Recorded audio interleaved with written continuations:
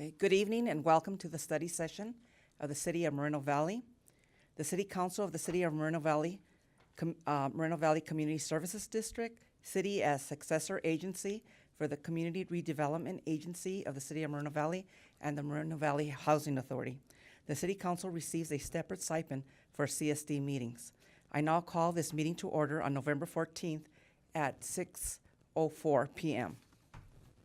The Pledge of Allegiance will be led by Mr. Frank Wright. Please stand.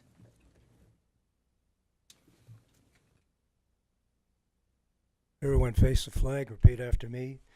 I pledge allegiance to the flag of the United States of America and to the republic for which it stands, one nation, under God, indivisible, with liberty and justice for all. You may be seated. Thank you, Frank. Roll call, please. Yes, ma'am. Councilmember Gaiba? I'm here. Councilmember Marquez? Here. Councilmember Cabrera? Here. Mayor Pro Tem Baca? Here. Mayor Gutierrez, let the record reflect Mayor Gutierrez is absent. Thank you. Staff introductions, please. Pat Huck is not a city clerk. Martin Kozanowicz, City Attorney. Michelle Dawson, City Manager. Tom DeSantis, Assistant City Manager. Alan Brock, Community Development Director. Felicia London, Public Contracts Administrator. Abdul Ahmed, Fire Chief. Thank you. Lieutenant Tyler Clark for Joel Ontiveros, Chief. I'm sorry, I didn't see you right behind Martin. He's hiding you. He was trying to hide me. Thank you so much, staff. Before we hear public comments this evening, I ask and I encourage everyone participating to keep their comments respectful towards each other, especially towards the individuals at the podium speaking. I embrace and support the First Amendment right to free speech, including everyone's right to speak at this meeting and share his or her views about issues concerning our city. But we can accomplish more as a city and as private citizens by being civil and respectful toward one another in this meeting. Finally, I ask that speakers bear in mind that comments are limited to 3 minutes for each speaker and that you refrain from duplicating comments already made by others other than to note that you agree with the comment. It is now time for public comments on matters on the agenda only because it's a study session. There's a 3-minute time limit per person. Please complete and submit a blue speaker slip to the city clerk or the bailiff. All remarks and questions shall be addressed to the presiding officer or to the city council, and I ask all speakers to keep their comments respectful and that members of the audience remain courteous towards those at the podium. And we will not engage in back and forth. You just speak and we'll take your comments under consideration. How many speaker slips do we have, City Clerk? Just one. Just one, okay. Rafael Burgueras? Mr. Brugueras, you're the only speaker tonight.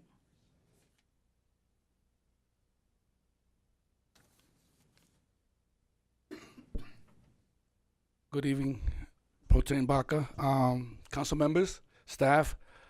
There will be one more speaker after me, and our guests and residents. Thank you so much for coming this evening. I want to talk about 2 issues out of the 4.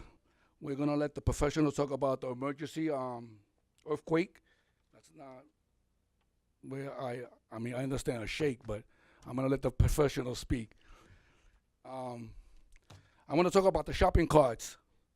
As silly as that sounds in the city of Moreno Valley, but when you honestly drive around, you don't see them in the corners because of the program that we have in our city to get them picked up. And whoever's using, and I know we're not using city vehicles, so these are individual people that are hustling, making a living to make ends meet. I mean, I didn't know that you can go around picking up shopping carts and make a living. I would have done that many years ago. Instead of working for Rao's Food for Less all my life. So, please keep that program. It helps the city. I mean, they don't run around and wind up in the streets, things like that. My second one is the fireworks. And I know we have professionals here that are going to talk about it. But I want to talk about we need to raise the fines. I think we've been lenient for a long, long time. I think those fines need to go up and I put down three numbers: 250, 500, and 1,000. And after that, if you get caught again, then you should be prosecuted to the fullest of the law. And I say that because the men and women that lost their homes up north, they understand what fire is. You know, and that was a natural course.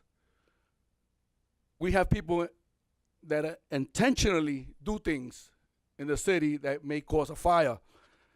I know we don't sell them in our city, but our neighbors do. And we know that we have residents that do go over and buy fireworks, and they bring it back into our city to enjoy the holiday, the festival of it. I like it too. I mean, I like the colors up in the sky. I like the sparkles. It reminds me of growing up. But when someone loses their home or burns their skin or whatever happens with fire, believe me, as much as you can say sorry 1,000 times, it doesn't really do a lot when something intentional is done. So I think that the fines should go up. Not that the city wants to make money. We don't want to make money from fines like these. But we do want to send a message to our residents and our guests that come to our city to explore their things. We have control places. Use the control places and let the fire department control everything. Thank you. Thank you. Do we have another speaker? Luis Palomares. Yeah, Mrs. Palomares, please.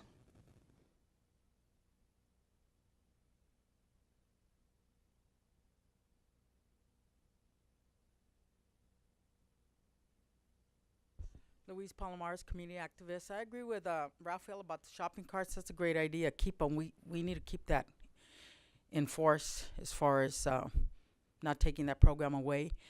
And as far as fireworks, that's another story for another day with me, because I'm kind of for it and then not for it. So I'll just leave that one alone.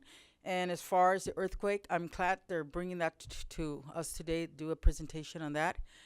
I mean, it's going to teach the community a lot, and that's all I want to say. I say the staff, thank you for bringing that, the council for bringing that, and thank you for working on that. I appreciate it. Thank you again. Thank you. So that concludes our public comments.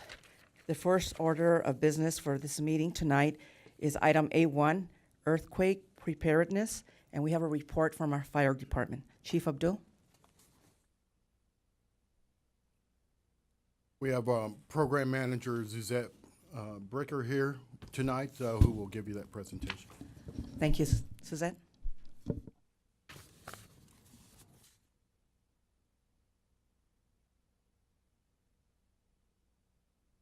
Bringing up my presentation shortly.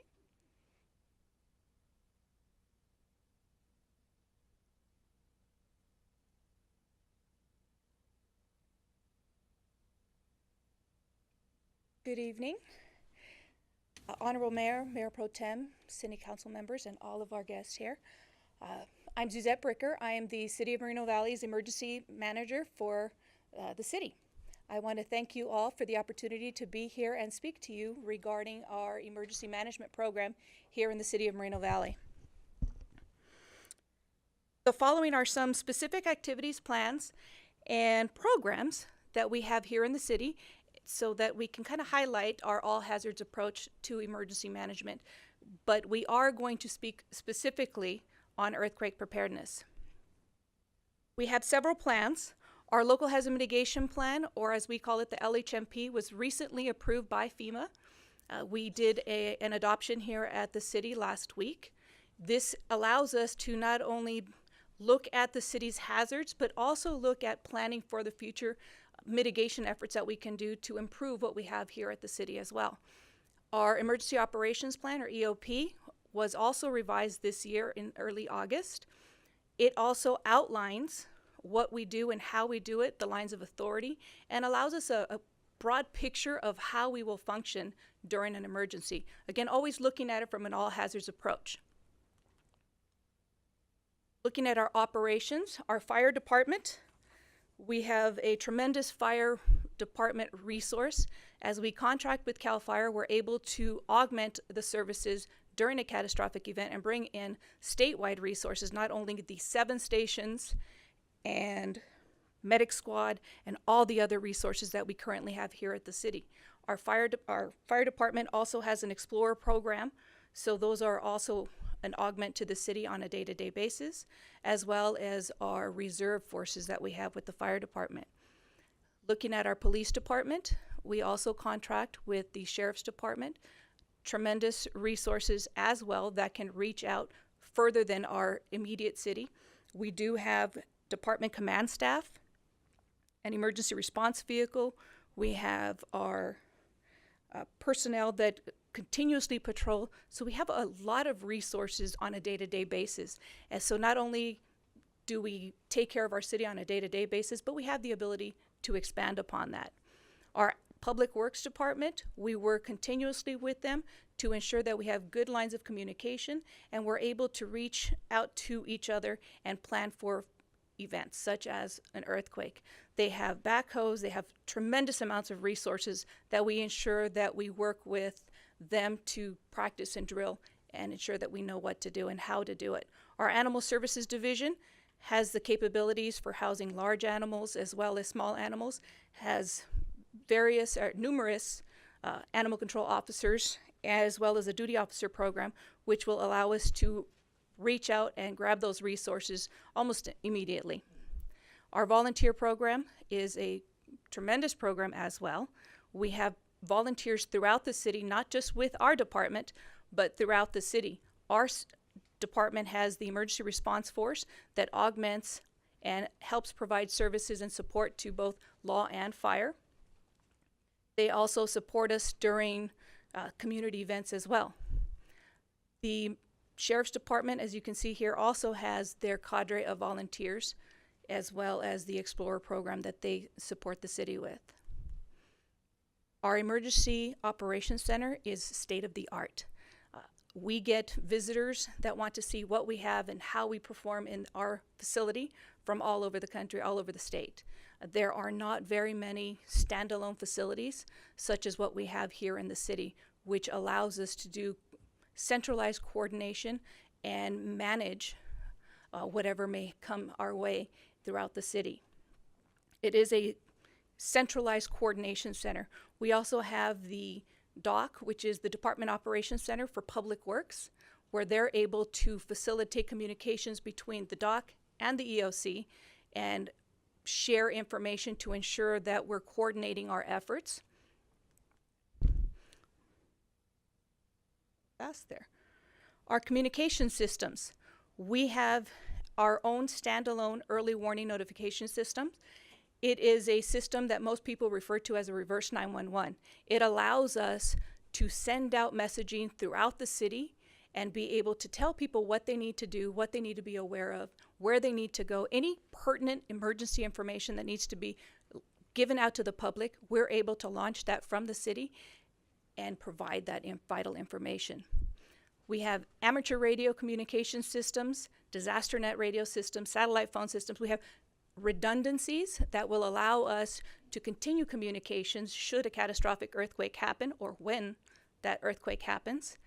And by having this communication systems and testing it on a regular basis, it will hopefully ensure that we're able to communicate with all of our partners and with all of our responding agencies here in the city. Care and shelter is a huge component in the response to a disaster, even on a day-to-day emergency.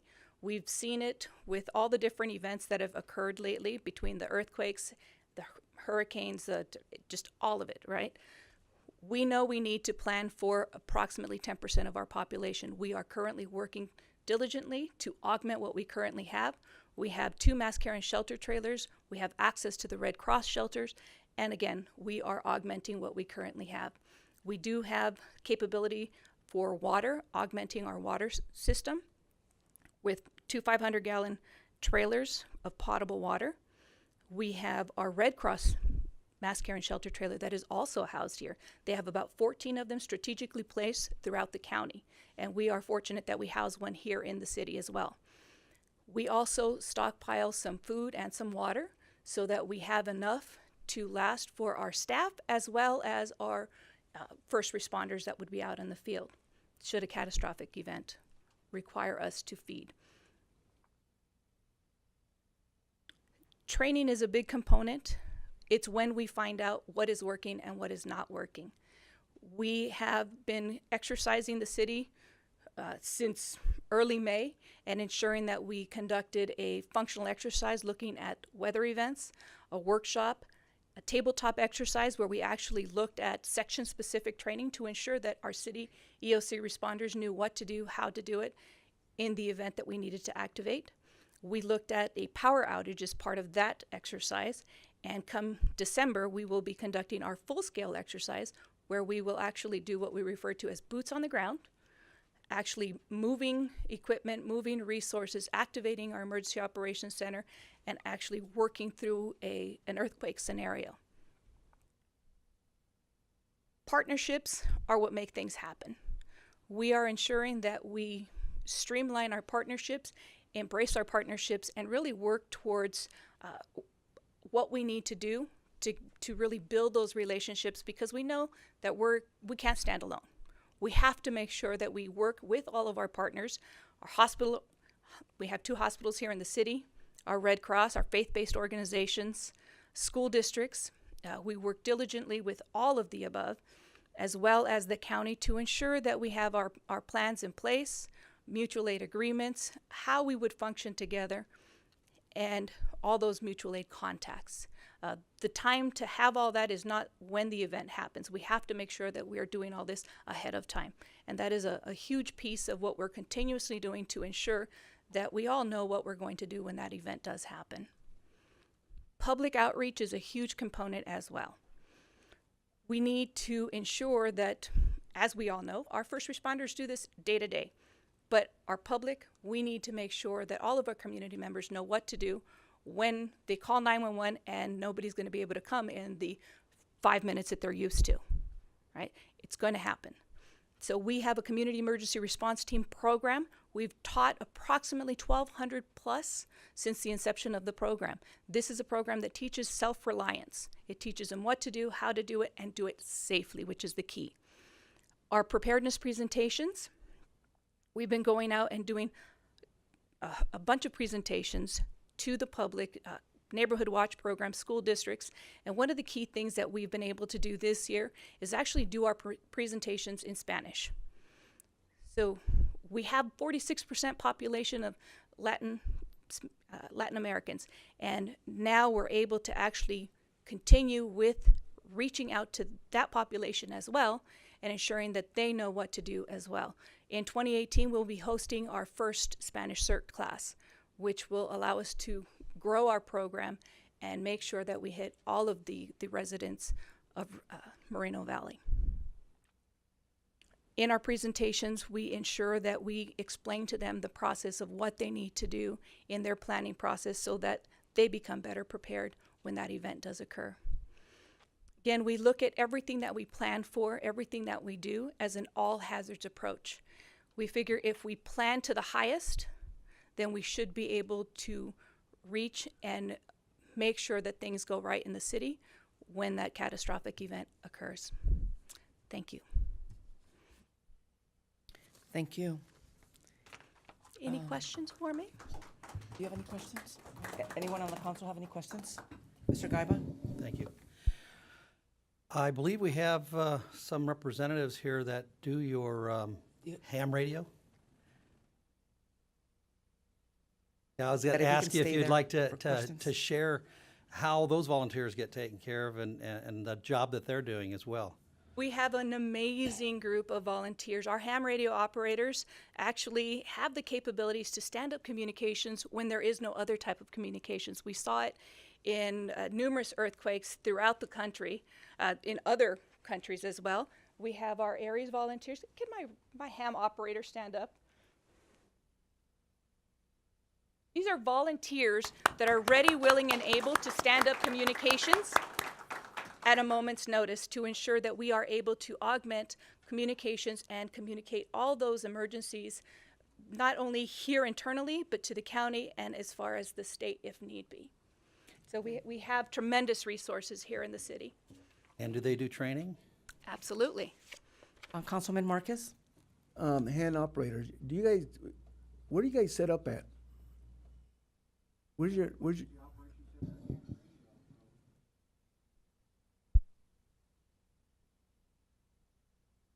Oh, okay.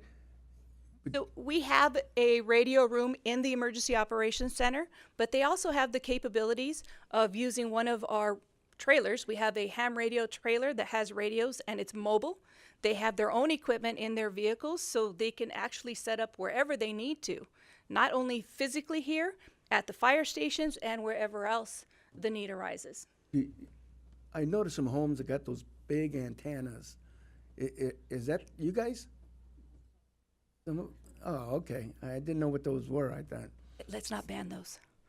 Those are good things. Those are good things. We need them. Okay, thank you. You Thank have any you. questions, Councilman Cabrera? No? Okay. Thank you so much, Suzette. Very welcome. And Thank Chief you. Abdul, do you have a special guest you want to introduce? I believe the council member was. I just wanted to add something real quick to Suzette's presentation. You've got that brief level of preparation for the all hazard incidents that we prepare ourselves for. You'll also notice that the strategic plan has a number of initiatives that pertain to emergency preparedness and community whole planning, as well as engagements. And then additionally, we have historically used grant funds that have been available to us for purchasing of equipment, some supplies, as well as personnel. Thank you. Thank you so much for that. Our next guest, or our only guest tonight, is Dr. Lucy Jones. If you can come up to the podium, please. Arnold is going to introduce.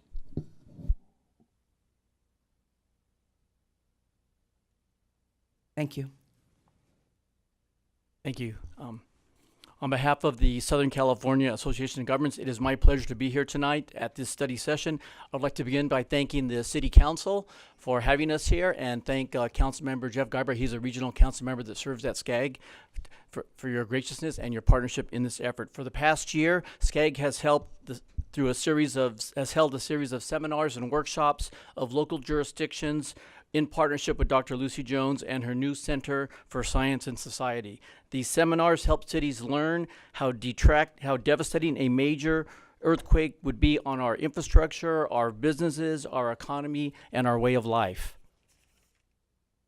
We are now in the middle of a year-long project working with clusters of cities to improve their resilience by strengthening building codes, identifying infrastructure risk and other threats to getting their operations and their city back in business. As we continue this important work, we hope that you leave here tonight wanting to do more to keep a natural disaster from becoming a catastrophe.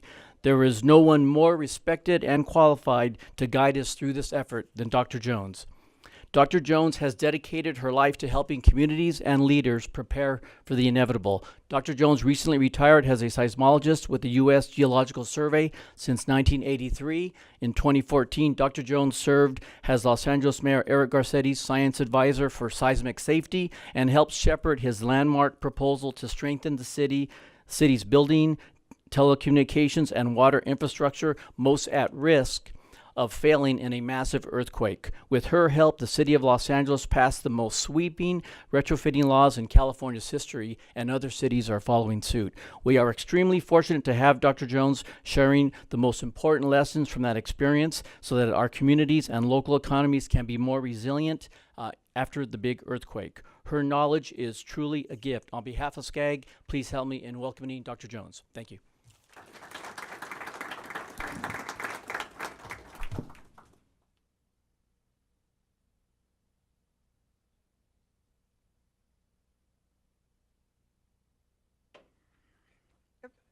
I just need to. Okay. Well, thank you for having me here tonight, and I hope I can share some information with you that'll be helpful as you look forward to your own seismic resilience.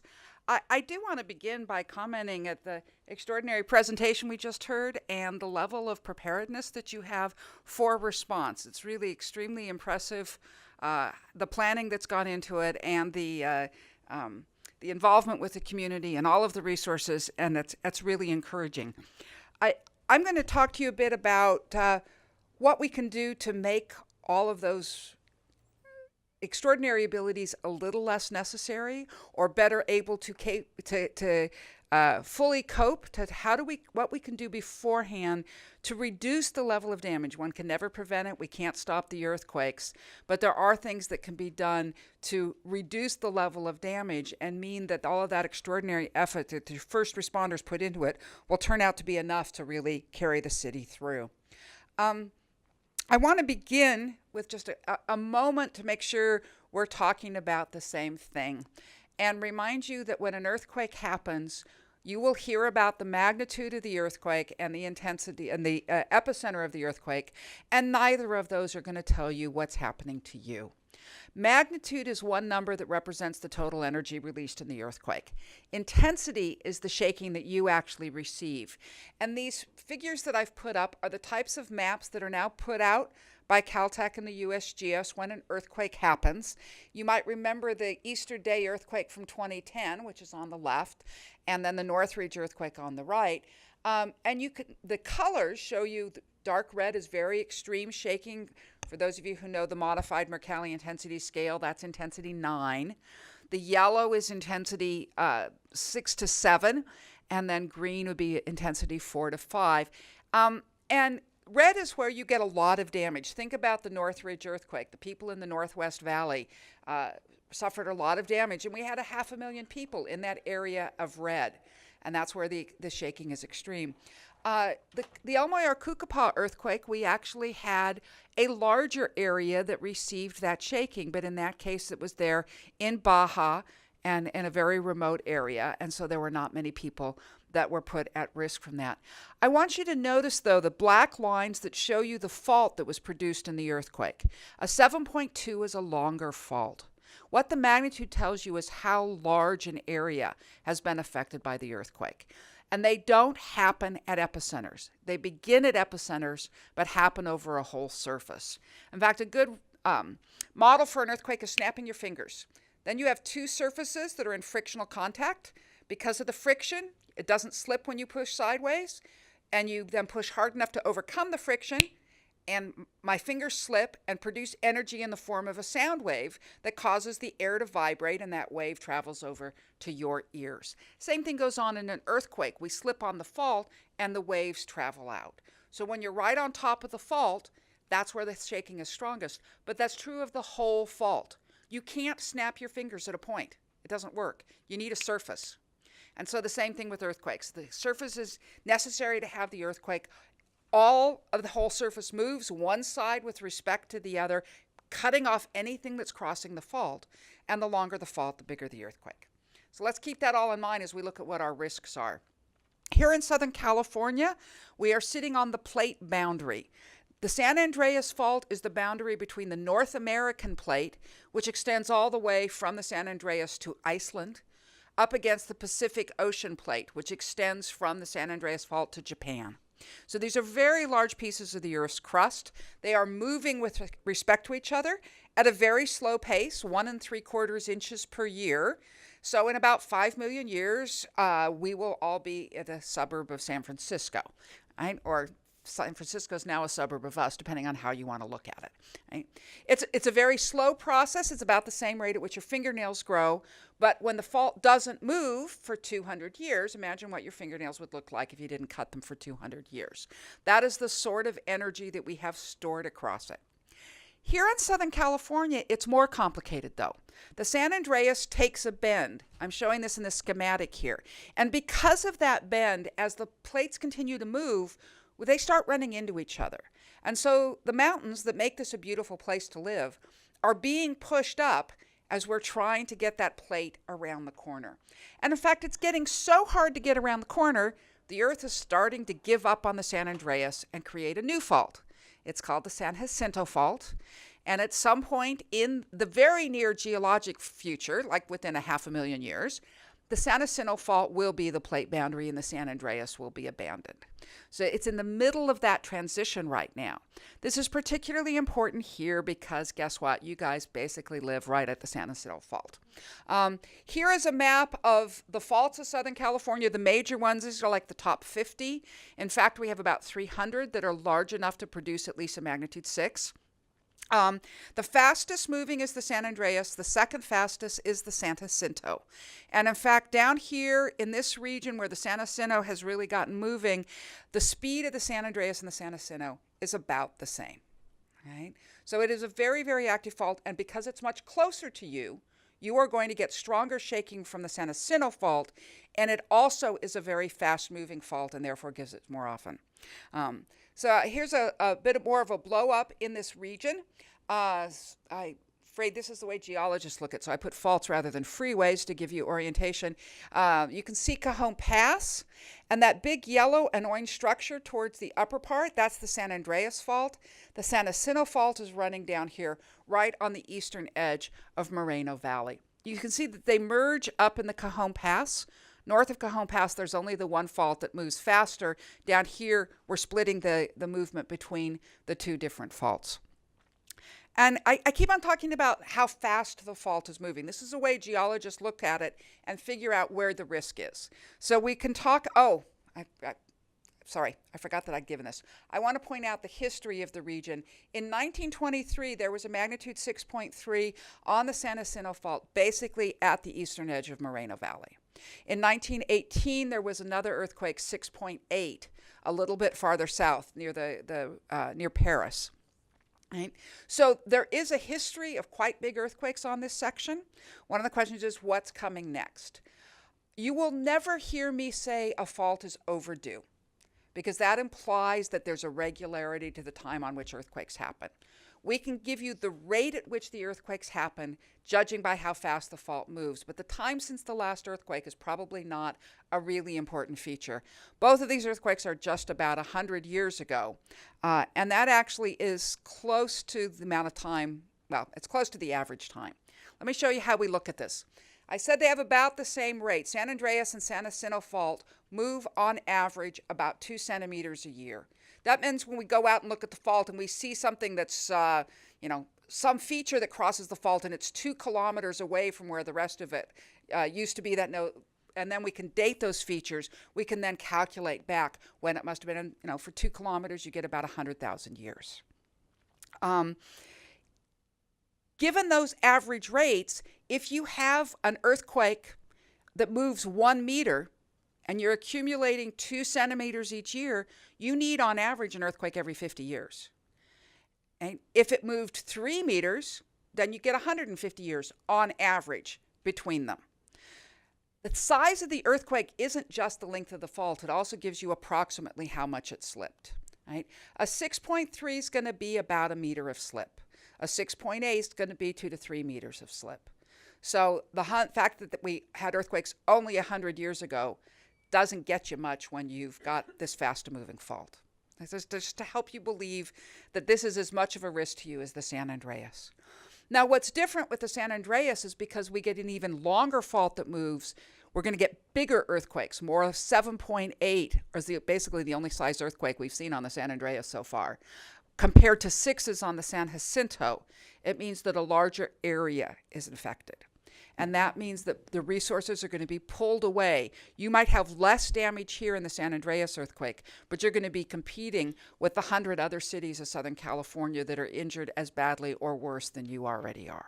Right? So there's sort of 2 situations you need to worry about. Your nearby earthquake that here is really quite common, and then the San Andreas that affects you along with everyone else. We actually did a big study when I was at the USGS of what the San Andreas earthquake will be like. And I want to look at some of those ideas to help you understand, because instead of just looking at the geology, I've given you why, as an earth scientist, we know you're going to have earthquakes. Now I want to pivot a bit and look at what that earthquake's going to do to you, where we didn't look just at the geology, we also looked at engineering and economics and social science and public health to look at what the implications are. And what we come to say is that what we are really worried about is our urban society. I think most individuals, when you think about earthquakes, you're afraid of dying. We don't know when it's going to happen, what's going to happen to the building. The reality is you are far more likely to die on the freeway than you are to die in an earthquake. Right? A lot, 1,000 times more likely to die on the freeway. We are afraid of dying in an earthquake, but we should be afraid of being bankrupted. because what was much more at risk is our built environment and all of the things that make a city function.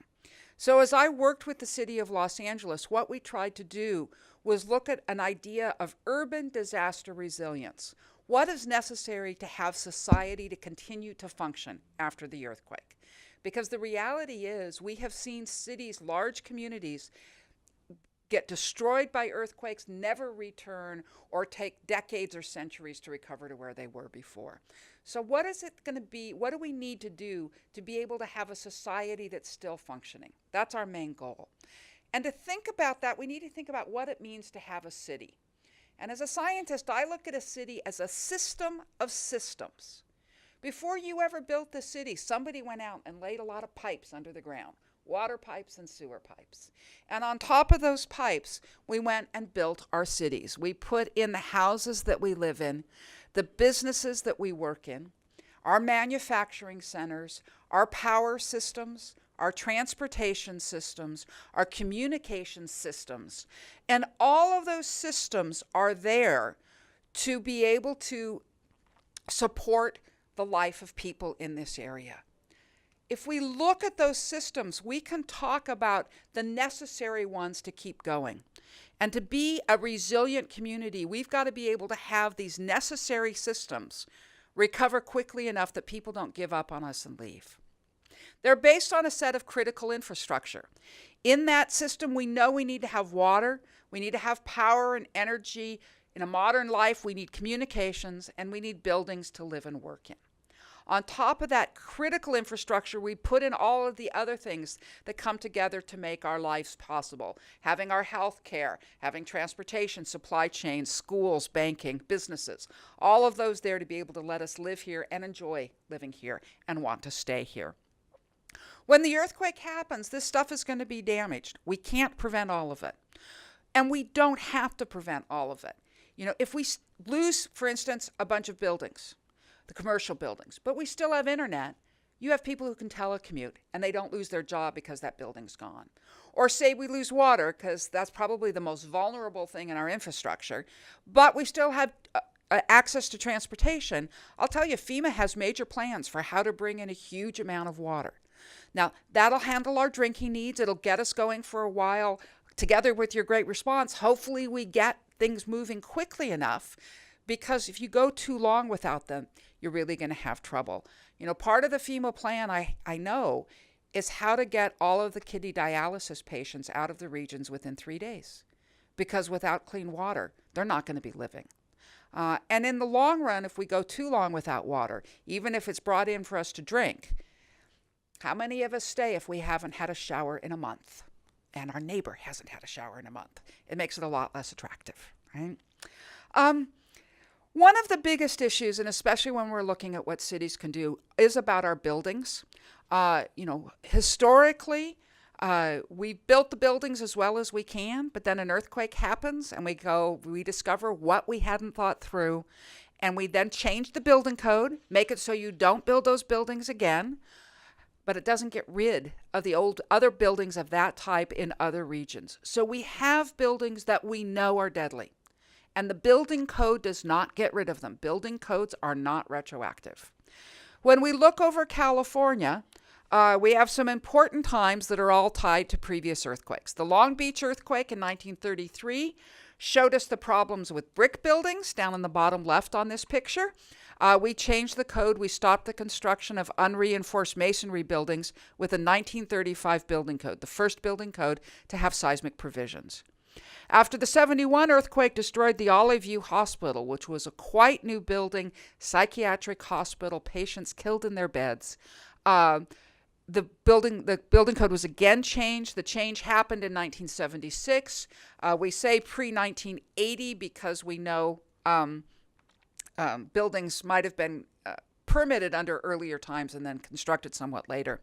Soft first story are the type of buildings that the Northridge Meadows that killed people in the Northridge earthquake. That's a type of building. It could be made out of any material, but when the first floor has big openings, it makes it weaker than the upper floors. And then when the earthquake shakes it, That weak floor moves more, and that concentrates the damage, and you get these type of failures. So again, this was actually, the construction of these were prohibited after the 1971 earthquake, but it was the Northridge earthquake where we really saw the impact and reminded us that even though the building code had changed, it didn't make the older buildings disappear. Steel moment frame buildings were thought to be one of the best ones for earthquakes. Steel's a ductile material. You push it really hard, it bends rather than breaking. But what we found in the 94 earthquake was that there were ways in which the steel welding occurred that made that changed the chemical properties of the steel, and cracks formed in the welds, propagated into the rest of the buildings, and we actually saw a collapse of floors associated with that. We didn't actually collapse any buildings here. They did in Japan the next year from exactly the same flaw. So we know this is a widespread problem. So these are existing buildings that could be killing people, known flaws within them.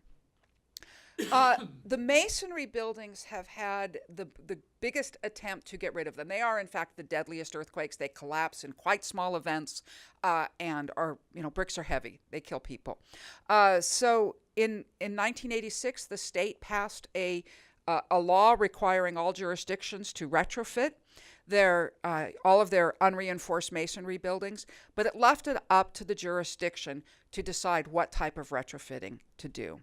And that retrofitting program has been incredibly important. Brick buildings are really bad in earthquakes. They traditionally have killed the most people in California earthquakes, but in the Northridge earthquake, no one died in a URM. Los Angeles had completed their retrofitting of 10,000 buildings by 1991, and no one died. It was the first big earthquake that we could say that of. And one of the astonishing things, even though the retrofit was aimed solely at life safety, it also reduced losses. That fewer URMs needed repairs than did buildings overall in that earthquake. So the retrofitting had really made a difference. When we look at how these programs have played out statewide, about half of jurisdictions have mandatory programs, about half have voluntary programs. And the level of compliance in the mandatory programs is 4 times that of the voluntary programs. That less than a quarter of the buildings have been retrofitted in voluntary programs, whereas almost 90% have been in the mandatory programs. So the building code has traditionally been very focused on protecting the lives of our citizens. We have said philosophically, the role of government is to make sure you don't kill somebody. If you choose to make a stupid financial choice and build a building that's a total financial loss after an expected earthquake, that's your choice to make. You just don't get to kill somebody in the process. So our building code has always been a life safety code.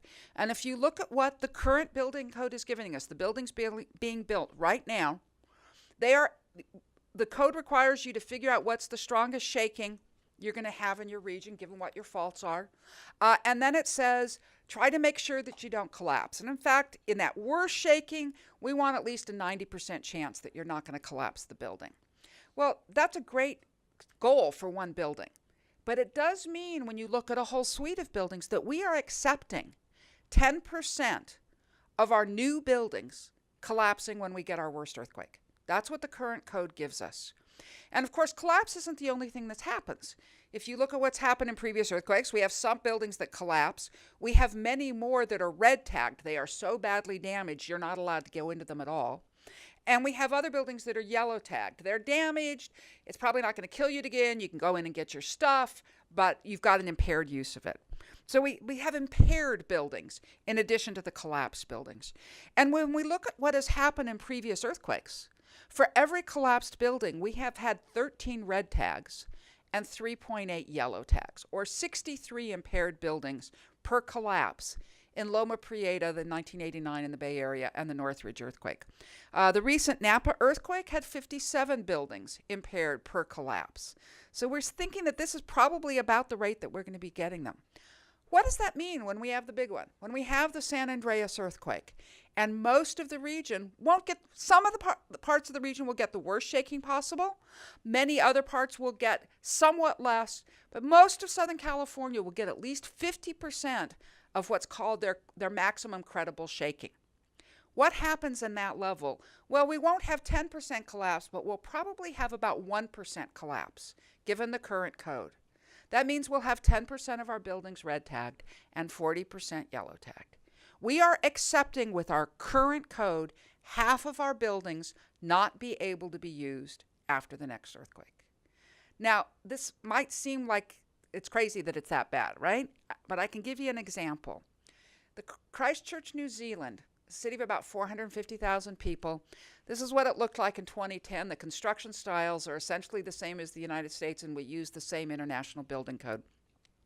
They had a magnitude 6.3 right under the city in 2011. And this was essentially their design earthquake. It is not the most seismically active part of New Zealand. So this was their design earthquake, what they were supposed to be getting for it. And in fact, the code did better than what was in the design. They had only 2 partial collapses. Right? And both of those were older buildings, 1963 non-ductile concrete building, one of the most deadly types. This is like the Olive View Hospital. That's where most of the deaths happen because concrete's a very heavy material. So the building code did what it was supposed to. The building official said, great, we did what we said we're going to do. However, this is what Christchurch looked like after 5 years. They only collapsed 2 buildings, but they had to tear down almost 2,000. They lost their downtown. There's nothing left. They are rebuilding because they have 95% earthquake insurance coverage. None of us in California get anywhere close. So they've had a huge influx of funds that's allowing them to rebuild. And remember I said at the beginning, don't worry about dying in an earthquake, worry about being bankrupt. Our building code is not doing anything to prevent our financial losses. And we have the potential this way to lose a lot. This is data from New Orleans. Of course, this is a hurricane, not an earthquake. But when Hurricane Katrina hit New Orleans in 2005, there were $80 billion in losses. Before that hurricane hit, New Orleans was a little bit larger GDP than the city of Nashville. It's a few hundred miles apart, the same regional economy. In the next 7 years, their GDP lost $105 billion compared to Nashville. And they continue to lose at $15 billion a year. And this is really the result of people who gave up and left. This is what the population of New Orleans looked like. And so what we have to worry about as we look forward to the big earthquake, we need to protect lives at the time of the event. That's where a lot of our energy already is. But we also need to think about what's going to happen to our economy and what's happening to all of our investment in this area. And those jobs and that GDP is not just money, it's people and people's lives and people's livelihoods. Because when you look at the social repercussions, this is a very scary thing to happen to people. And when they go through this, they are traumatized. And in the face of this sort of damage and disruption and PTSD, if their job is gone, they're probably not staying. And really what I worry about is the future of the region as a place where we want to live, where we want to raise our children, where we hope our grandchildren are going to be growing up. And for that to be possible, we need to move beyond just saying don't die and figure out how to keep our economy together. Thank you.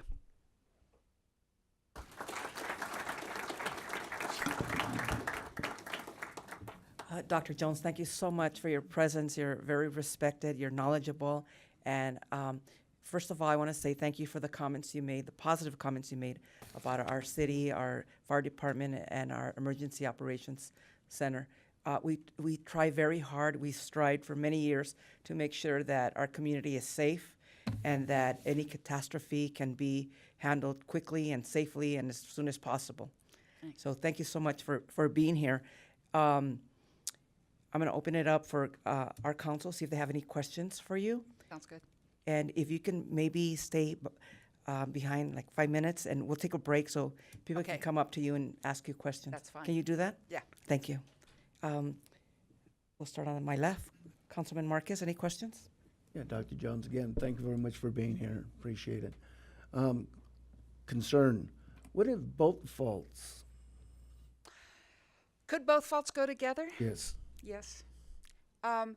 It's a sort of geeky question that the seismologists love to try and study, so we do lots of modeling. it would be difficult in the same earthquake to move both faults parallel. It's possible. We actually saw 2 parallel faults moving in that 2010 earthquake. What's probably more likely, it would be an aftershock, have the San Andreas earthquake and trigger an aftershock over here on the San Jacinto fault. You're really very close by, and would definitely be, we often see aftershocks on other faults.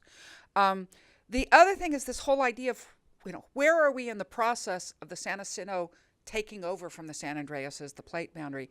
And there's actually some modeling that suggests that there was an 1812 earthquake, about a 7.5 or so. It's very hard to tell back then.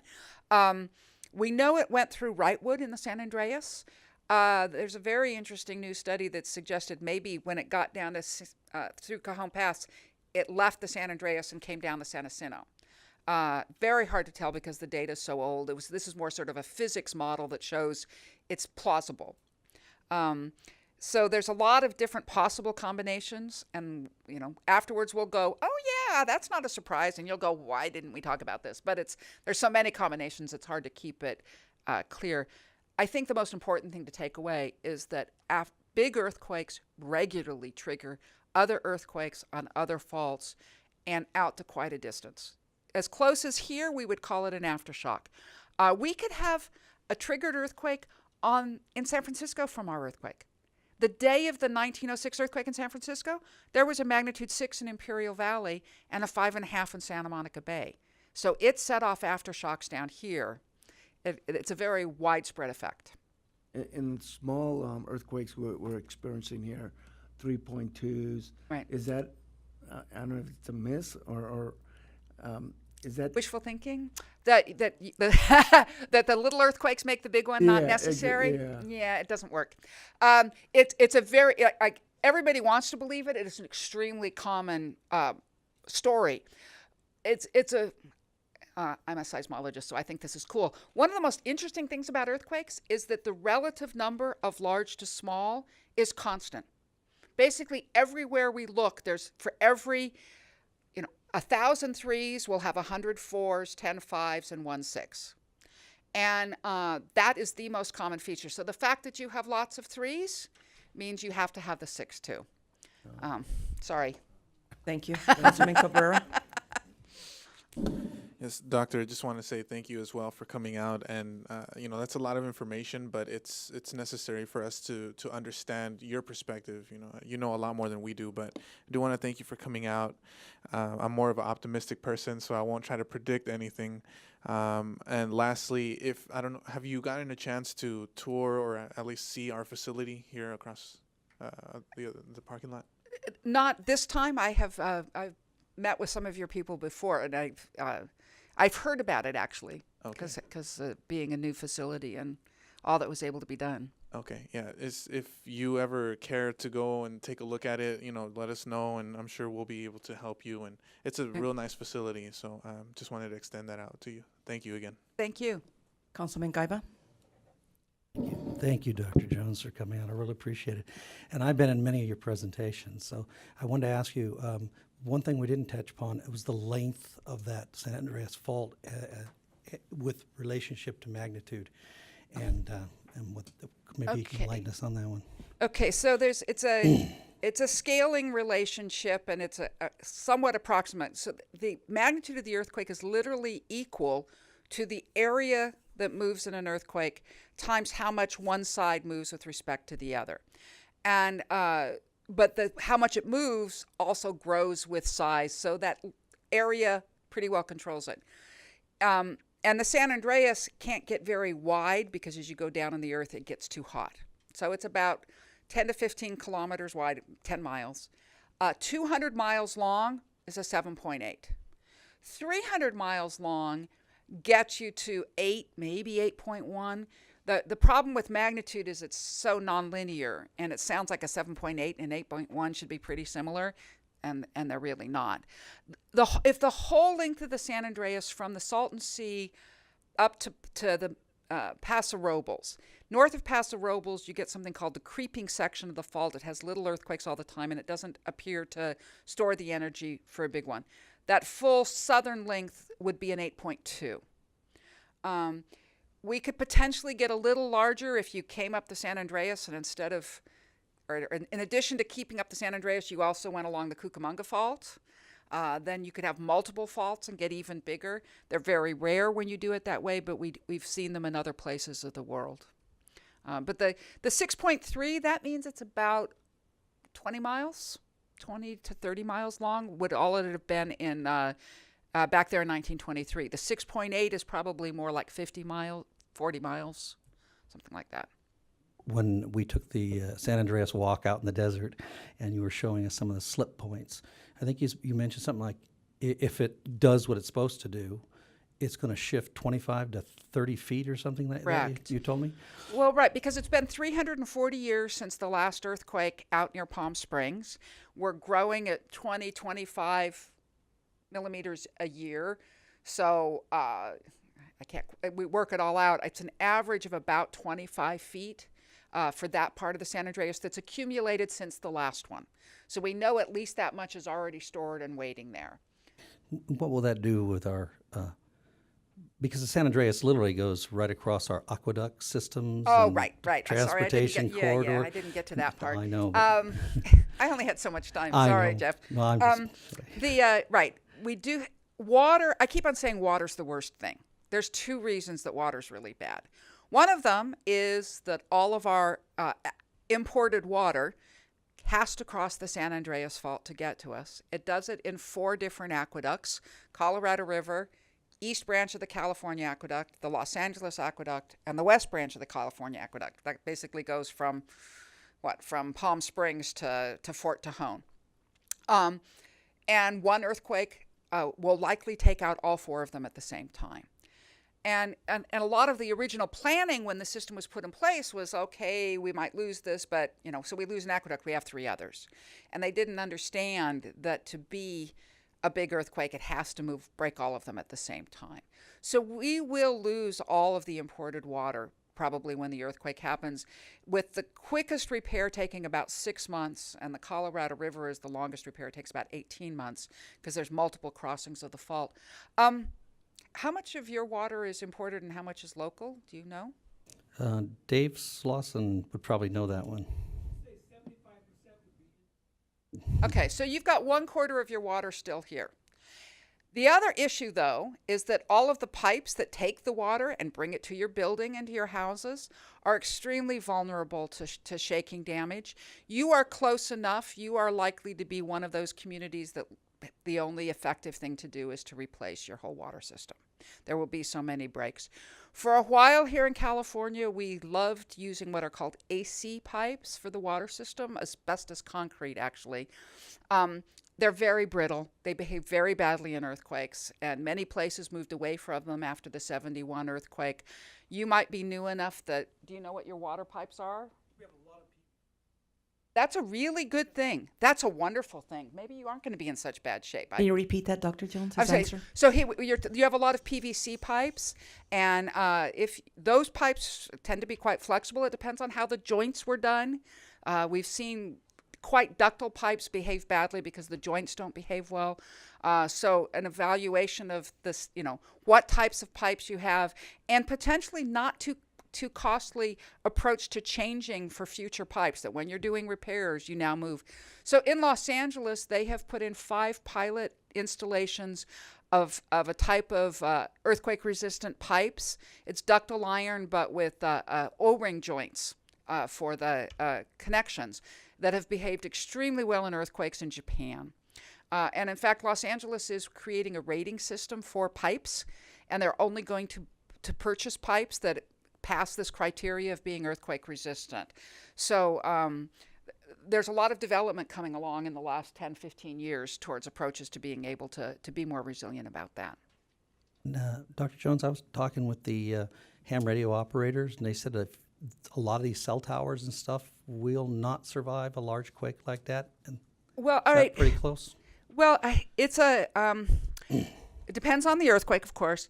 The issue is that the building standard for cell towers is the same that we have for our buildings. Make sure you can crawl out alive. Now, I don't know who's living in a cell phone tower, but I'd prefer a standard that said I can use them afterwards. Yeah. Right? And so one of the things that Los Angeles did as we looked at this is Los Angeles has designated cell towers, freestanding cell towers, as critical services facilities that are required to be built 50% stronger than an ordinary building. And so it was a very simple ordinance to be able to put in place, and it increases the cost of a freestanding cell tower by something around 10%, and means that far more likely they're going to be up and usable. I think that's a very important step. The other big issue is power. And cell towers in general only have 4 hours of backup power, because to have more than that, some of them have 8 with really big batteries. Getting more than that, you have to have generators. And mostly citizens don't want to have cell towers with generators that have to be tested and run every month or whatever in their neighborhoods. And I know that the mayor of Los Angeles, when he was looking at this, they ended up backing away and deciding that that was just, it wasn't a worthwhile fight. But it's an ongoing issue, and that fundamental resilience of our electric system is another big piece of this. Are you guys with Edison, or do you have a municipal utility? We have both. Okay. So part of our city is on Moreno Valley Utility, and part of our city is Southern California Edison as well. Okay, so Edison has been undertaking a pretty comprehensive evaluation of their vulnerabilities. It's very, to me, it's very heartening what they've been undertaking in the last several years. They are also really wanting to, I think they would be happy to work with the municipal utility to help understand what vulnerabilities might be.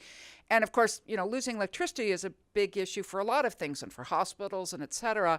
But it also then plays into the communications that become very critical because of that. What about our natural gas lines? I understand they come across that fault as well. Yes, they do. And when a natural gas pipeline crosses a fault and it breaks, you usually get a fire. And one approach that could be taken would be to require shut-off valves right at the fault, both sides of the fault, because you know where it's going to break.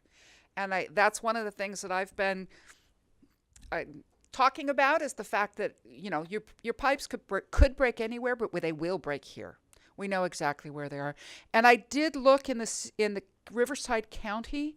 I believe there are 8 pipeline crossings of faults that move at least 5 millimeters a year, which is the USGS definition of the most active fault category. So it's not that many. It's enough that 8 fires breaking out would be a really serious issue. Actually, they're different faults, so they wouldn't all go at the same time. But it's also not so many that it would be really difficult to undertake getting those cut, or getting those retrofitted.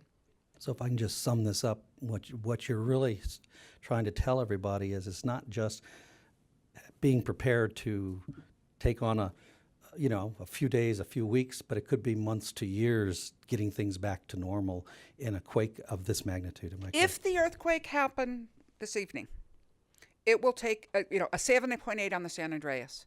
It will take years for Southern California to recover, and we might never completely recover. If too many people say this is just too miserable and I'm going to go live somewhere else, this isn't worth it. Because I will tell you that the only years that Los Angeles lost population were 71, 72, and 94, 95, the 2 years after their 2 biggest earthquakes. The decade after the 1906 earthquake in San Francisco is the greatest growth decade in the history of Los Angeles. People abandoned San Francisco and came south. And you can argue that San Francisco did not get back to its previous status. You could argue it never did. It was the only city that mattered in 1905. It really took Silicon Valley to bring back the economic vitality that it lost out of that earthquake. So I think we need to look at it as really about, the future of our communities are needed here.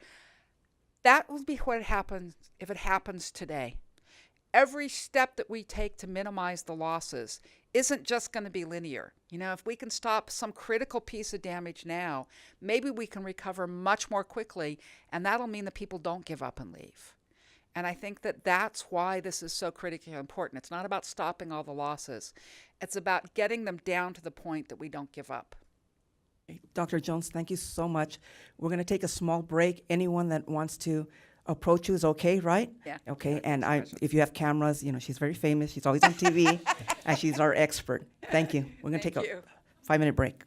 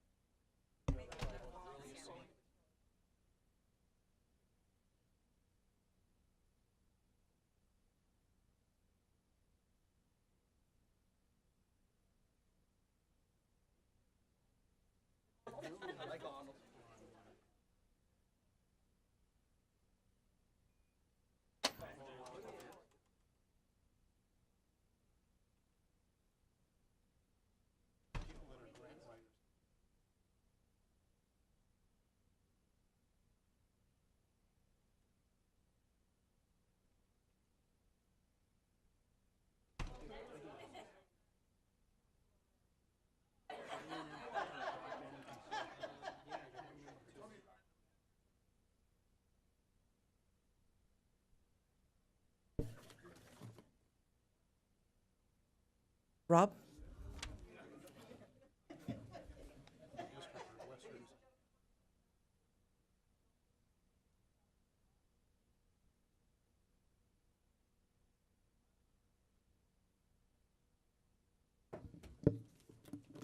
Okay, welcome back. After a short break, we're now on item A2. Item A1 was receive and file, so, and as is A2. Shopping cart retrieval program, report of community development. Ellen Brock? Good evening, Mayor Pro Tem, council members. Tonight, we're going to give you a brief overview of our cart retrieval program, which is in our municipal code in Title 9.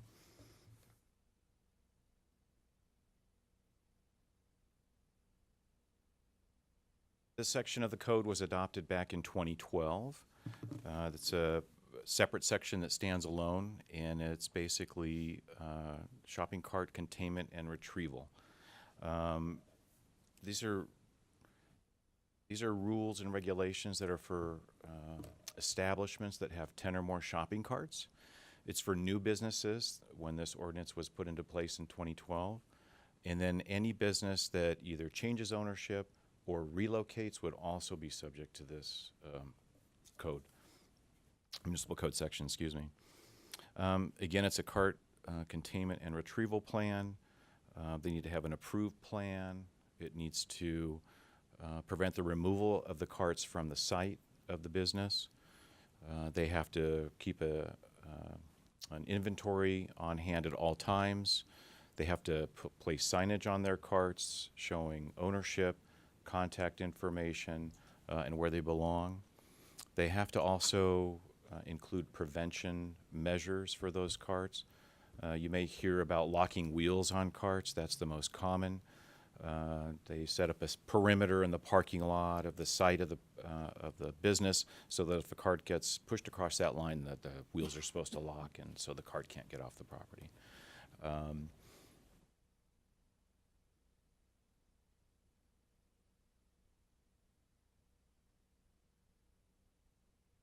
The businesses are required to have a mandatory cart retrieval program, which has all the operations of that program. They have to either retrieve these carts themselves, the business, or contract with a service that provides that retrieval for them. At a minimum, it should be a 1 mile radius around the business to patrol and retrieve those carts. However, we've found that the common radius is more like 2 miles, so it's actually twice as much that they have to retrieve the carts. They're supposed to respond if there's a complaint, whether it's from the general public or from the city, to retrieve those carts. They need to respond within 24 hours, within 1 day. Any contractor that's providing or vendor that's providing that service, of course, has to have a business license with the city. They can't place any limits or number of carts or load limits or days of week that they provide that retrieval service. Their vehicles have to be clearly identified so that you understand that it's a cart retrieval business. And of course, the business itself has to make sure that they train their employees on cart containment and retrieval.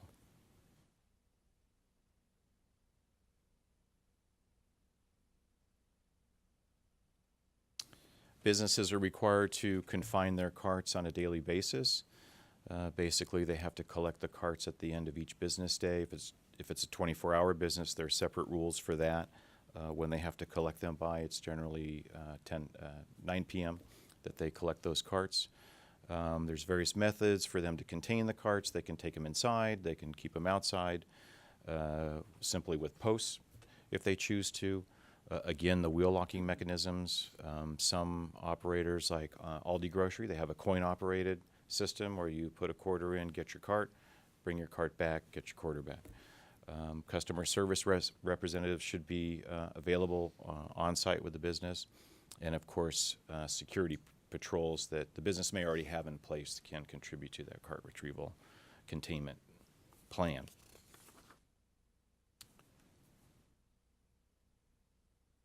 So right now, our services that we have here in the city is a vendor that provides service 7 days a week.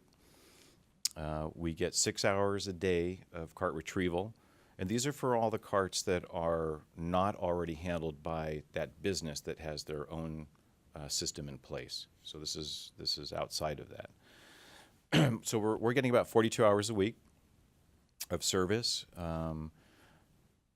Anybody can report a cart that's off-site, either through an 800 number or through an online request form that the vendor has. These numbers are approximate, these statistics for what we're getting service for.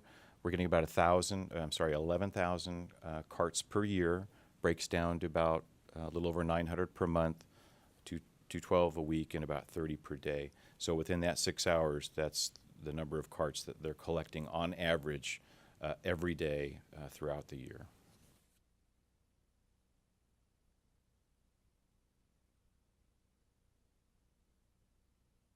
And if someone wanted to report a cart right now, they can go to the community development website. We have links for both the telephone number and the automated form for them to fill out for a cart. Recently, we came to the end of our contract with our current vendor, so we went out for an RFP. We have yet to fulfill that RFP or contract at this point. We've been kind of holding off. We released it back in July. We got proposals back. We got 4 submittals. They ranged on the variety of service, level of service that they were to provide, whether it was 7 days, 5 days, 5 days only, weekends only, various different levels that they provided. We were asking for 7-day coverage, which is what we currently have throughout the city. The proposals that we got ranged dramatically. The lowest bid we got, there's a typo there, excuse me, it should be 3,500 even, not 3,507 on the range. I put in here up to 5,520 per month, but we actually had a vendor that was close to 14,000 a month for this service, which was the 7 days a week service. We weren't quite sure where they were coming from with that proposal, but that's the number that they presented to us, so we accepted their proposal. Right now, we're in between contracts, but we're going month to month right now. We're paying about $22.50, and I think some of these costs are going up for various reasons. Of course, there's a new gas tax, maintenance of vehicles, and so on. That's probably elevated these prices from what we're used to paying. Our contract, when it was signed originally years ago, was $1,800 a month. So as you can see, inflation and so forth, it's raised the cost.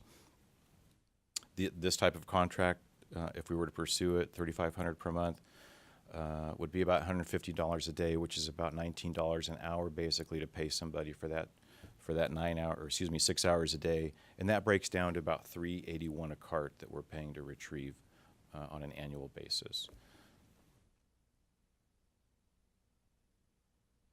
Of course, any contract that we would entertain from this RFP or a future RFP, those numbers are negotiable. We always negotiate with the vendors to try to get the best deal for the city. So hopefully we'd be successful to bring those numbers down and to bring that per cart number down, as much as we can. Our current vendor right now is California Shopping Cart Retrieval Corporation. If you go searching online for shopping cart retrieval firms, they're about the only one you'll find, and you'll find that they're doing work in quite a lot of cities, and they work for a lot of the major businesses like the grocery stores and department stores for cart retrieval also. They seem to be the name that people are using. Some options, if we were trying to reduce those costs that we're currently paying, or maybe in the future pay, we could look at reducing the days of service from 7 to 5. We could always try that. The bid that did come in for the 3,500, there was also an alternate bid that they provided, or a footnote to that, that if they did a 5-day service, it would be $2,500 as an example, which would be for 5 days.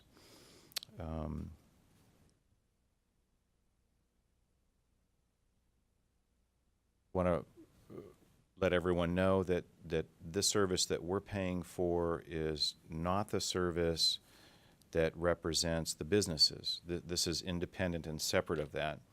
Our service is just for those abandoned carts that aren't being picked up by maybe this vendor or another vendor under a separate contract. So only the carts that our vendor is picking up are those carts that are returned back to a business that doesn't already have a cart service. We did a quick search for recent business licenses that are on file. We have quite a few large potential shopping cart businesses or shopping cart offering businesses in town. Some have been around a long time. Some of the supermarkets, the Wincos, Food for Less locations that we have, they were all established before this ordinance went into place. We haven't talked with them. We're trying to reach out to them to see what they're doing. The assumption is that they all have a cart retrieval program in place, most likely. But again, this ordinance went into place in 2012 for new businesses. It was not retroactive, kind of like what Lucy was talking about retroactive codes. So, that's my presentation on our municipal code for cart retrieval and containment. Do you have any questions? I have also a question my for you, supervisor, Alan. Steve Alvarado here. Yes. And maybe I missed it. When this company picks up the carts, where do they take them? Return them back to the business. So let's If say they're it's marked, right? the Yes, carts? if they're marked. If they're Okay. not marked, they would take them to the city yard, where after 30 days they could be disposed of if no one claims them. That was my next question. Do Yeah. we get any that are not marked? And We get those, but we don't get them from our contractor. We believe that those are coming from city staff, whether it's parks, public works. They're finding a cart in a drainage ditch. They're picking that up and taking it to the yard. We spoke with our vendor this afternoon that they don't bring any carts right now to the city yard. They're taking them directly back to the business. okay. And my second question, and I know we talked about this earlier, is what, and this is for the community, what do you do with the carts that are being used by the homeless population? Well, that's a difficult situation, of course, with homelessness. If they're in the public right-of-way, blocking a sidewalk and becomes a nuisance, we team, of course, with our police department to work with those homeless, to give them options to move from where they're at. Anything that is left behind is abandoned after the individual moves on, then we take the efforts necessary to remove that cart from whether it's public or private property. Okay. And you use the same process. If it's marked, you return it to the business, and if it's not, you take it to the city yard? We can do both of those things, yes. Yeah. Thank you. Councilman Marquez? Yeah, Steve or Alan, when we pick up the carts, you had mentioned, Alan, that we take the carts to the department stores. Our vendor does, our contract vendor. They drop them off. Does he get paid? Does he get reimbursed for dropping those carts off from that store or business? Well, the service that we are paying for is for them to pick up carts that are not of other contracts and return them back to the place of business. If they have a contract with someone else, and let's just say it's ABC Market, and they pick up that cart, they're getting paid in some form, whether it's a monthly fee or a per cart fee. So how do they track who pays for that cart? I mean, he can go to the store, it can be a double dipper where they'll say, well, the city's paying me for this, but I'll take it back to Food for Less, and then I get paid from them doing it. Yeah. How do we prevent that, or is that occurring right now? Well, all I can say is that our contract is to pick up any cart that they don't have a retrieval program currently in place, which would be, I'm trying to think of an example. Help me, Steve. That has a, like Aldi has a contract with a cart retrieval service. We're not paying our vendor to return the Aldi carts. We're paying our vendor to find all the other carts out there that are not Aldi. So if our vendor goes out and sees a couple of carts from Target, Food for Less, you're telling me that he's not going to pick those up? Well, him or another vendor would already be responsible to pick up those other carts. I know, but I'm saying is the person we're contracted with. If it's not a contract they have, they're probably not going to touch that cart, would be my guess. So perhaps it's a little. The problem here is you get complaints from the residents that you see them all over the streets, and we're trying to eliminate this problem. And I think we have two sets of rules here. The city, pick them up, we pay for it out of city funds to take them back to the companies or businesses, or the company has their own company that goes out and picks them up. Why is the city footing the bill when these businesses should be footing the bill? They do it already, because you said they have companies they contract with. I wasn't here in 2012, but my assumption is at the time, perhaps the council wanted to address abandoned carts, and this was how they made that effort to help clean up, reduce the blight, and keep Mobile beautiful by entering into this contract with a vendor to pick up those carts. So it's been this going to continue where the city's paying for to retrieve these carts? And I mean, I can't see. You're talking $3,500 a month. Multiply that by 12. That's a lot of money. The cities and these businesses doesn't look like they really care. To be honest with you, if they cared, they would actually be picking up their own carts out there. Yeah. Well, I think a lot of them already have retrieval programs that are put in place, regardless of what our ordinance says, because they do care on some level about their carts. I think our service is maybe a bit above that, so that we're ensuring that to the best of our ability, all the shopping carts that are abandoned out there are getting cleaned up, either through us or through the private company. Councilman Cabrera. Yes, thank you. I was going to ask the same question, but to add on to that, looking at the cost per month for what we're paying for the contract, I'm trying to understand further what when our vendor returns the shopping cart, you say that they get reimbursed, or they get some form of payment from that. They don't get anything.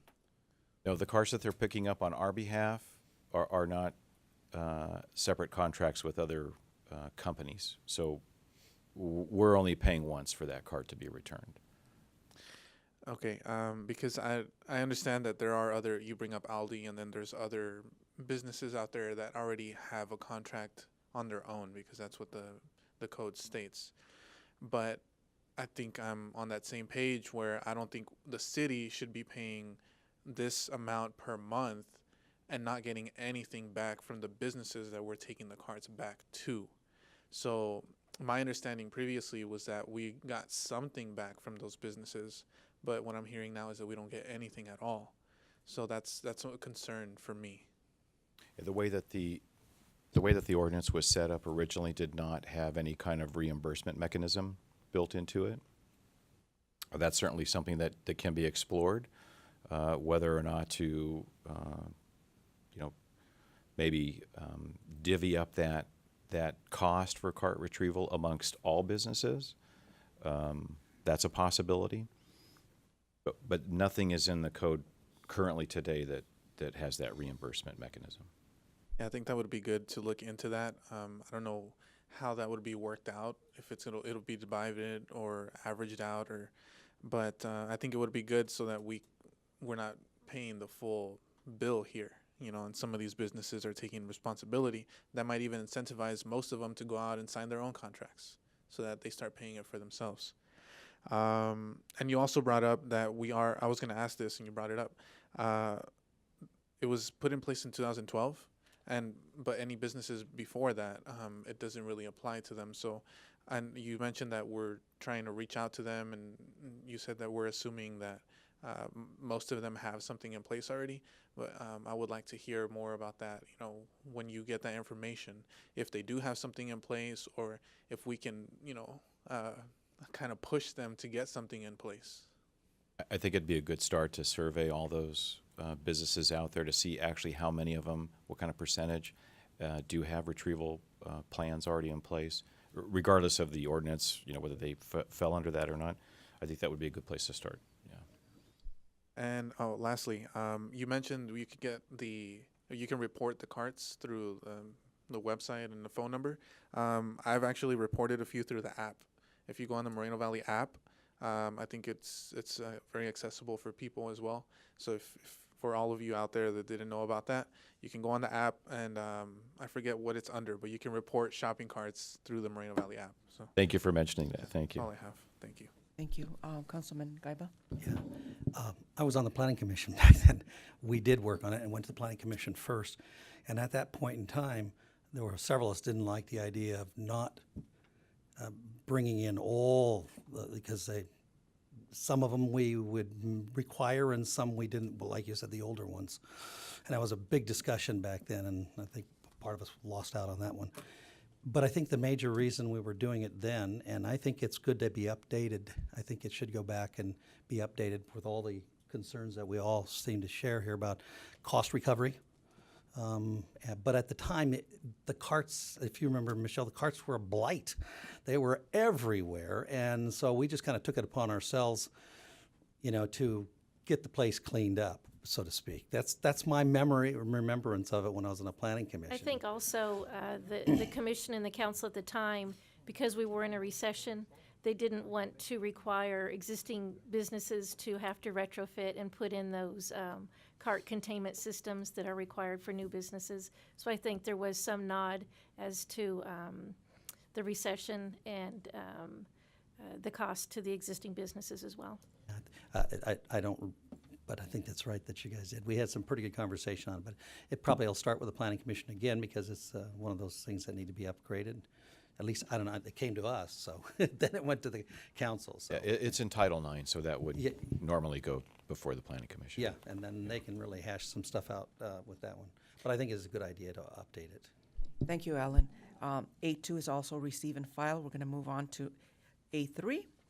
Our fire department, Michelle Dawson, our city manager, fireworks enforcement. Good evening, Mayor Pro Tem, members of the council. This evening, that doesn't sound like Michelle. This evening's presentation will be presented by Felicia London, who is our Public Safety Contracts Administrator.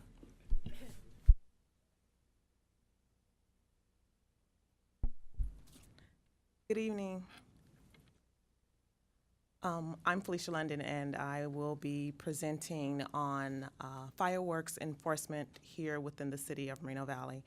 Before I move forward with my presentation, I would like to mention for the record that the initial staff report contained an error. It referenced the municipal code that bans fireworks within the city as 8.36.38. The correct municipal code for that is 8.36.06. It also references the ordinance that enacted that municipal code as 871, and that should have been 915. The staff report was prepared to generate council discussion and direction regarding options to modify the city's fireworks ordinance. Presently, as previously stated, the municipal code 8.36 prohibits the use of fireworks here within the city of Moreno Valley. The fines range from $100 to $1,000 and/or criminal prosecution, depending on the severity of the violation.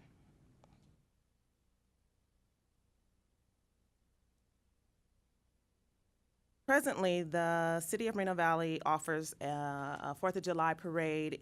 In addition, it also sponsors a 30-minute public fireworks show. Unfortunately, both police and fire continue to combat the sale and use of fireworks here in the city. Public safety continues to also have concerns regarding fireworks usage here in the city, and some of those concerns are injuries to both children and young adults here within the city, improper storage of fireworks because of what they're made of. They could possibly present a fire or explosion at the residence. Disassembly of fireworks for access to explosive powder to make and generate larger explosive devices. And because of our local drought conditions, it also has an increased fire hazard here within the city.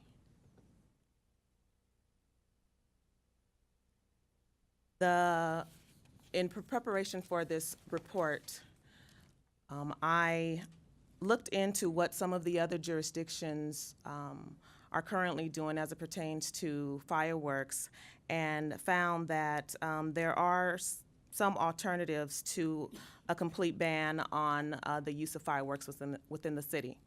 Some cities offer the ability to allow its residents to utilize safe and sane fireworks. Safe and sane fireworks are allowed within the state of California fireworks law, and that law gives the cities and counties both the discretion to allow for the sale and use of those type of fireworks within their jurisdictions. These type of fireworks are generally the ones that do not fly or explode, which would be like the sparklers, the ground spinners, the little funnels that are really, I think most of those are the main ones that are used. Presently, the County of Riverside only has 5 cities that allow for safe or sane fireworks within their jurisdictions, which are Desert Hot Springs, Coachella, Indio, Cathedral City, and Blythe. Many of the cities that allow for those types of fireworks are allow them for nonprofit organizations to operate and to operate fireworks stand and to just within those communities. So in conclusion, the council has the option to retain the current ordinance provisions, increase or decrease fine amounts, or revise the municipal code to allow safe or sane fireworks, which could include a new fireworks sale permit system.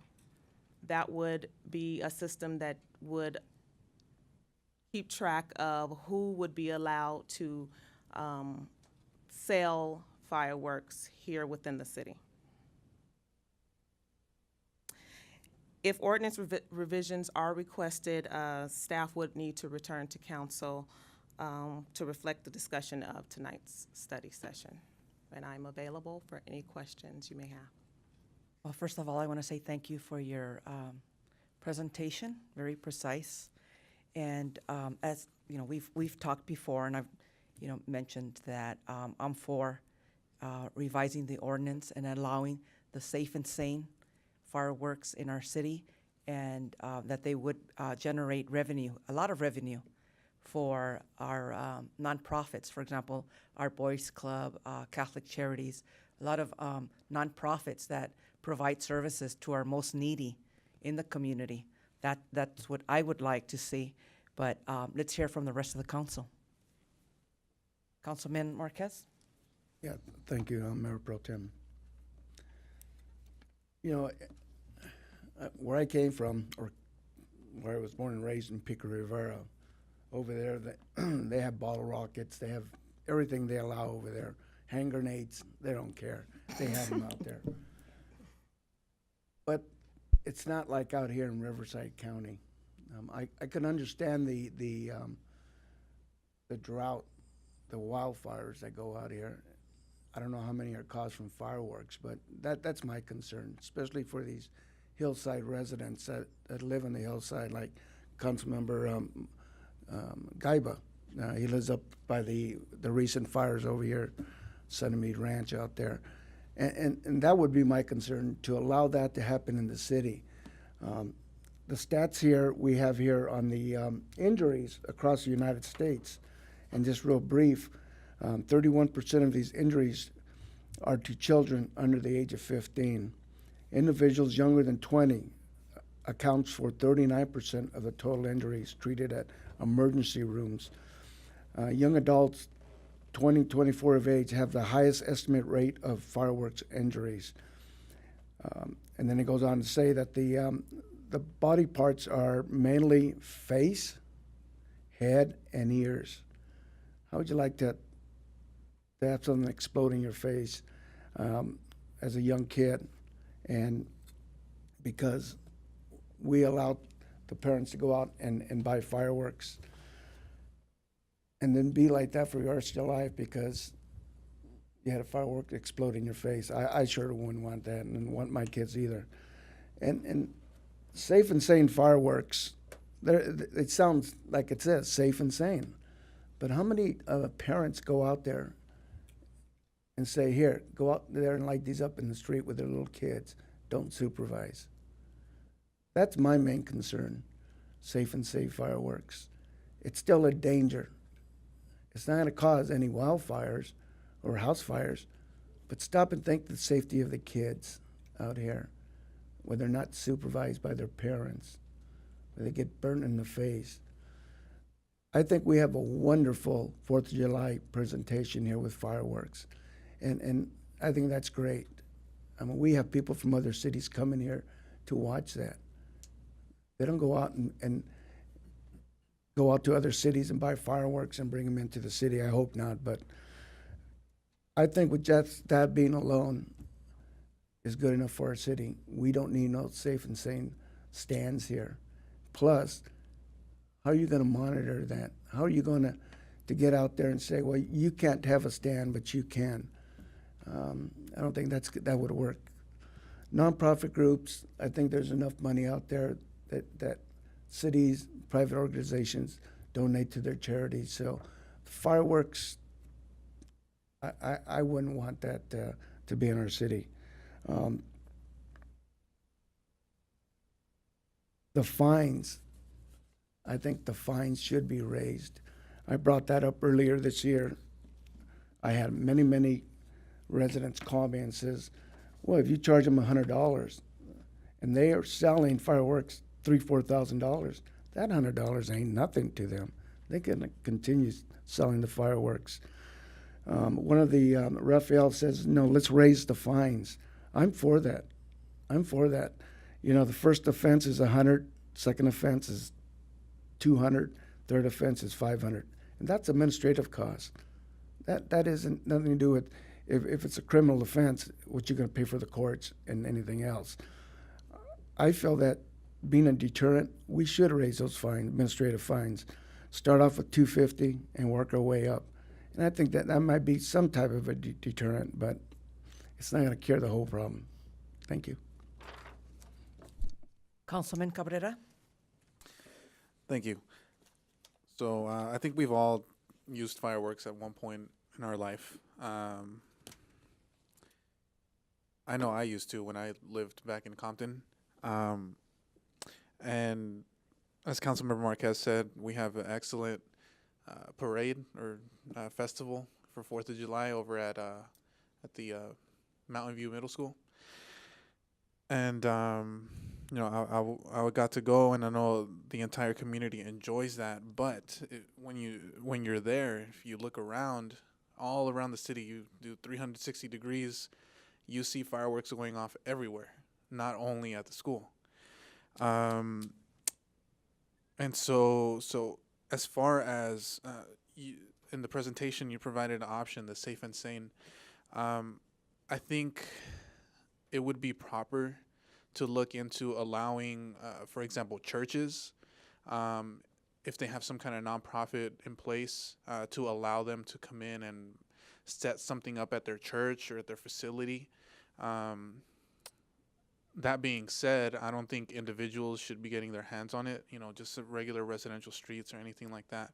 It's dangerous, causes fires, and then most people don't clean up the trash either.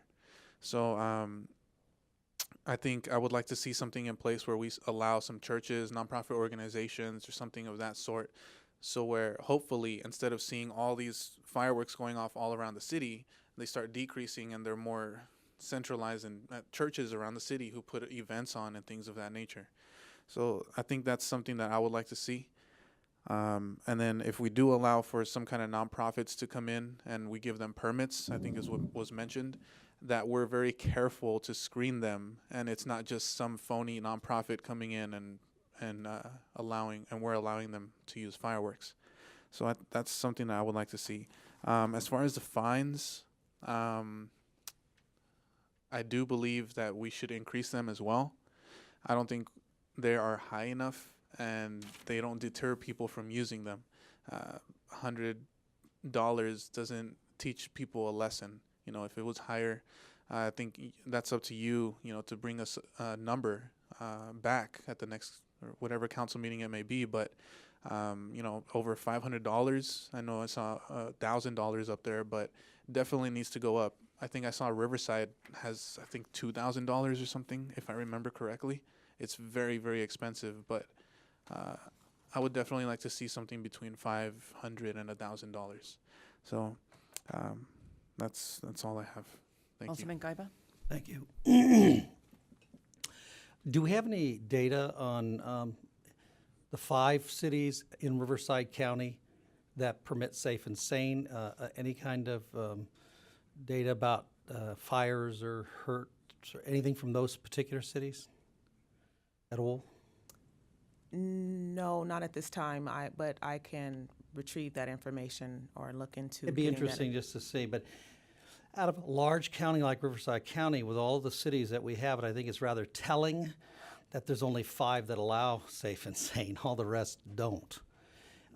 That's what I'm getting out of what you're reporting here. And so I think that in itself is telling. Also, those locations are out in very rural, for the most part, less populated areas and more desert regions versus what we have up here on the western side. I think fines need to be increased. Obviously, we've discussed that. I've been talking to Joel about that since I've been on the council, because every year we go through the same problem of trying to enforce these things. What was it, 1,400 calls, and we just don't have the.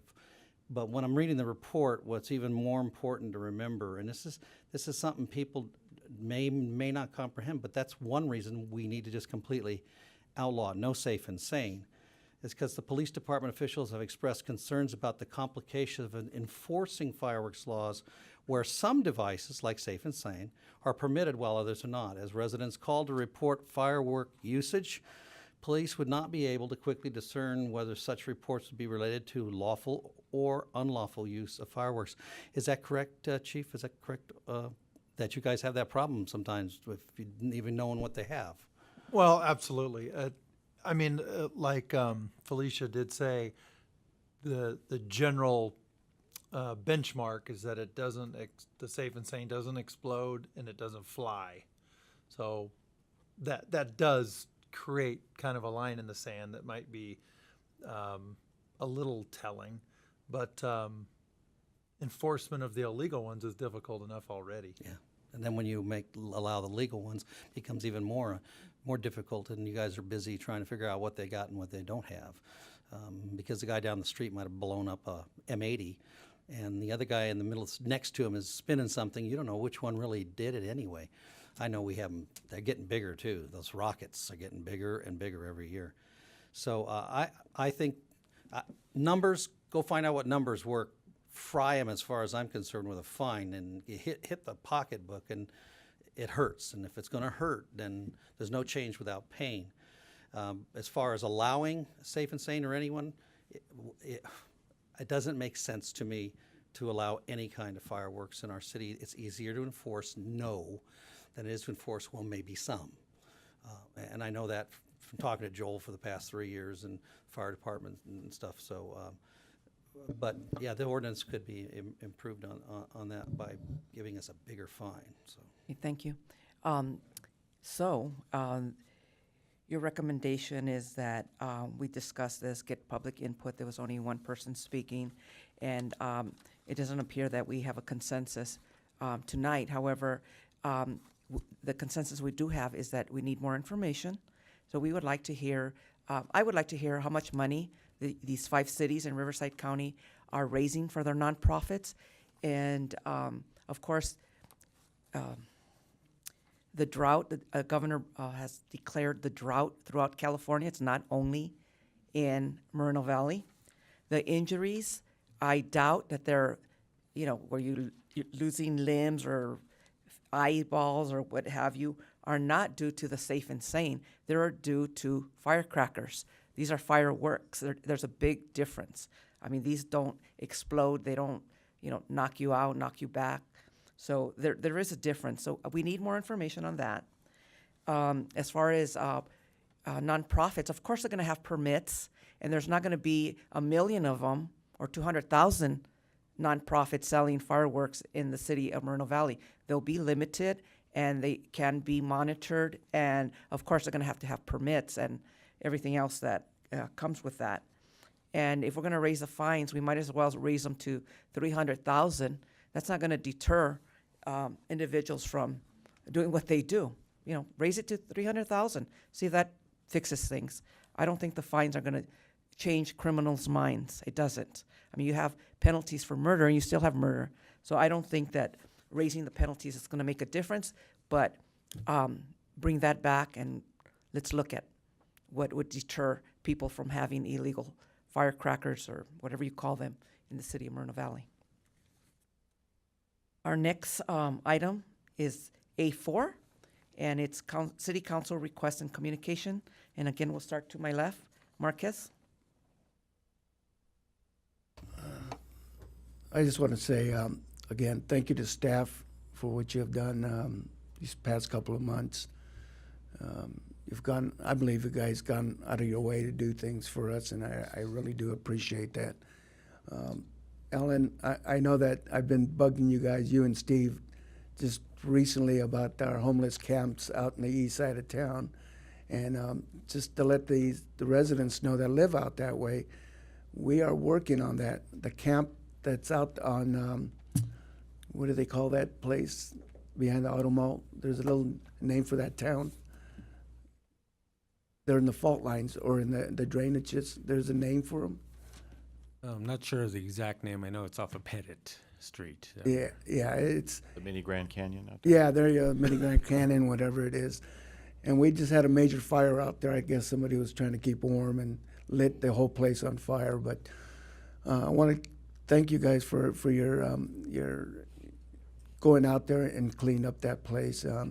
You get the mall personnel complaining all the time out there, and I went out there again today, and we had a motorhome parked out there for a couple of weeks.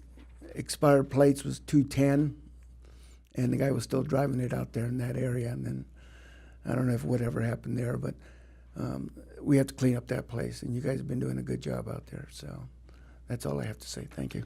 Councilman Cabrera, any requests or communications? Yes, I've brought this up before, but I would like staff to look into possibly setting up some kind of community garden here in Moreno Valley. I know Paris has one right next to their city hall. There are grant opportunities out there, so if we could please explore that and try to put a community garden somewhere here in Moreno Valley. I would like you guys to study that, please. Also, an idea that I've had for a little bit is this goes along with beautifying the entrances to the city, but I would like us to reach out to, for example, nurseries or anyone who would be willing to potentially donate any specifically palm trees. I would like to see palm trees planted at the entrances of Moreno Valley, you know, when you exit off the freeways into the city. I want to see if we can get some kind of donations, possibly local nurseries here in the county. So if you guys can look into that and see if we can plant some palm trees or something different, but some kind of big trees that'll look nice, and it'll beautify these entrances to the city. I think that's all that I have. I do want to thank all of you for what you're doing. City manager, you're taking care of Pedrerina Park. I saw the signs installed out there. The homeless to work. Hopefully Washington releases those funds very soon, so we can start taking care of that. And also, looking forward to the Adopt a Street programs. I saw the signs up there across different areas, District 2, over in District 4. So I'm glad to see that. Hopefully I'll be adopting a street pretty soon. So thank you for what you're doing. And that's all I have for today. Councilman Gaiba? Thank you, Michelle, for facilitating Dr. Jones coming here, and I really appreciate it. And Ahmad, thank you very much for putting that together. I think that the Earthquake Initiative is a very important discussion topic, and I was hoping that it would begin a conversation with all the regional activities working together. I don't know what was going on out there, but perhaps they were all having a nice conversation. That's what I was really hoping for. So thank you again for all of you for helping us bring Lucy here. I don't really have a whole lot to say this evening, so I'm going to just say good night. There being no further items on the agenda, we're adjourned for tonight. Good night. Thank you.